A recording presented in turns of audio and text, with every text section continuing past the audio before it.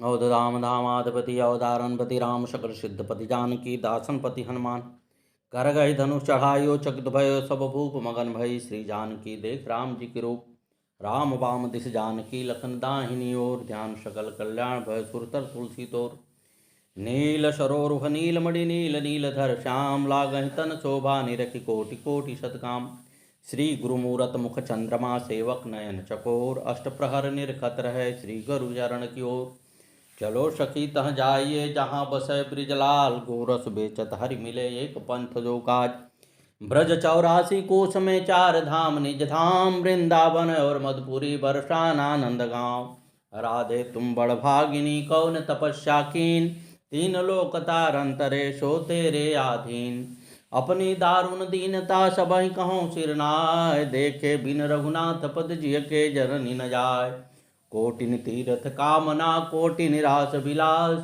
रजधानी रघुनाथ की गाँव तुलसीदास अस कहि दीन बंधु प्रभु कारण रहित दयाल तुलसीदास सचताहि बजो छाड़ कपट जंजाल एक घड़ी आधो में पुनियाद तुलसी संगत साधु की हरै कोटि अपराध। सतगुरुवे नमः। कथा आगे सुने। श्री मौनी बाबा भगवान की जय। अखंड विद्यानंद जी महाराज की जय। यह मौनी बाबा के समाधि लेने के लगभग 4 वर्ष पहले की बात है। सीमा सोचा करती थी कि उनको तो मौनी बाबा से मिलने और बात करने का सौभाग्य तो शायद ही नहीं मिल पाए। दूर से दर्शन भले हो, परंतु उनके आसपास रहने वाले लोग तो उन्हें इनके पास तक आने न देंगे। उस बार सीमा गुरु पूर्णिमा के अवसर पर आश्रम पर सेवा करने गई। रात को मौनी बाबा ने सपने में इन्हें उसी भेष में दर्शन दिए। तब से उनके चरणों में इनकी लगन लग गई। सुबह सीमा स्कूल पढ़ाने जाती थी। उसी समय मौनी बाबा की गाड़ी निकलती थी। वे इन्हें दूर से ही गाड़ी में जाते दिखाई देते तो यह उन्हें नमन करती, परंतु मौनी बाबा नीचे को गर्दन कर लेते या दूसरी ओर देखने लगते। एक दिन वे इन्हें गाड़ी में दिखाई दिए। सीमा बहुत दूर भट्ठे पर थी। यह कहने लगी, हमारा तो नमन भी स्वीकार नहीं करते बाबा। इस दिन जब सीमा ने नमन किया तो बाबा ने हाथ उठाकर इन्हें आशीर्वाद दिया। इन्हें इतना सुखद आश्चर्य हुआ, इतनी दूर से सुन लिया मौनी बाबा ने। एक बार सीमा और उनके चाची घुघरावली आए मौनी बाबा के दर्शन के लिए। जाड़े के दिन थे और सुबह सुबह का वक्त था। रामा पंडित जी मिले तो उन्होंने इन्हें फटकार दिया, हमने कैसे कैसे भगवान रखे हैं, तुम सुबह सुबह ही आ गई इतनी सर्दी में। इन्होंने कहा, हमें चरणों के दर्शन करवा दो, तो उन्होंने मौनी बाबा के चरण पादुका लाकर रख दी कि लो कर लो दर्शन। उस दिन ये रोती रोती आई। आश्रम पर आई तो गजाधर बाबा भी न मिले। वे भिक्षा के लिए निकल गए थे। वे हार कर स्कूल चली गई। उसी रात को बच्चों के पापा आ गए। सीमा ने पड़ोसी वाली चाची से कहा कि कल तुम हमारे घर आकर हमारे पतिदेव के सामने हमसे कहना, सीमा हमें मौनी बाबा के दर्शन करवा ला।